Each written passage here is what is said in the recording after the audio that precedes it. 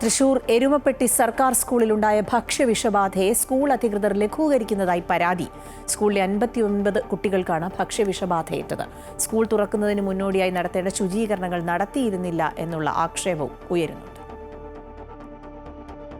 Erumapetty government LP സ്കൂളിലെ 59 വിദ്യാർത്ഥികളാണ് ഛർദിയും വയറിളക്കവും മൂലം വിവിധ ആശുപത്രികളിൽ ചികിത്സ തേടിയത്. ചില കുട്ടികൾ ഇപ്പോഴും ചികിത്സയിൽ തുടരുകയാണ്. സ്കൂളിൽ നിന്ന് വ്യാഴാഴ്ച കഴിച്ച ഭക്ഷണത്തിൽ നിന്നാണ് വിഷബാധയുണ്ടായതെന്ന നിഗമനത്തിലാണ് ആരോഗ്യവകുപ്പ്.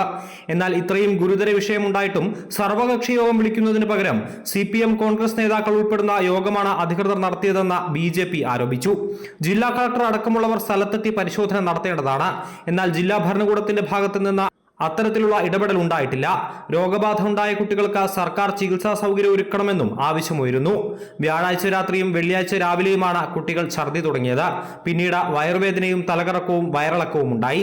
ശനിയാഴ്ചയും ഞായറാഴ്ചയും എരുമപ്പെട്ടി സാമൂഹ്യാരോഗ്യ കേന്ദ്രത്തിലും പരിസരത്തെ ക്ലിനിക്കുകളിലും ഒരേ സ്കൂളിലെ 10-ലധികം കുട്ടികൾ എത്തിയതോടെയാണ് പ്രശ്നം പുറത്തറിയുന്നത്. തുടർന്ന് എരുമപ്പെട്ടി ആരോഗ്യ കേന്ദ്രത്തിലെ അധികൃതരും വിദ്യാഭ്യാസ വകുപ്പും അന്വേഷണം നടത്തി. കേച്ചേരി, കുന്നംകുളം മെഡിക്കൽ കോളേജ്, പൊന്നാനി, പന്നിത്തടം എന്നിവിടങ്ങളിലെ ആശുപത്രികളിലാണ് കുട്ടികൾ ചികിത്സയിലുള്ളത്. അതേസമയം സ്കൂൾ തുറക്കുന്നതിന് മുന്നോടിയായി നടത്തേണ്ട ശുചീകരണങ്ങൾ നടത്തിയിരുന്നില്ലെന്ന ആക്ഷേപവും ഉയരുന്നുണ്ട്. അമൃത ന്യൂസ്, തൃശൂർ.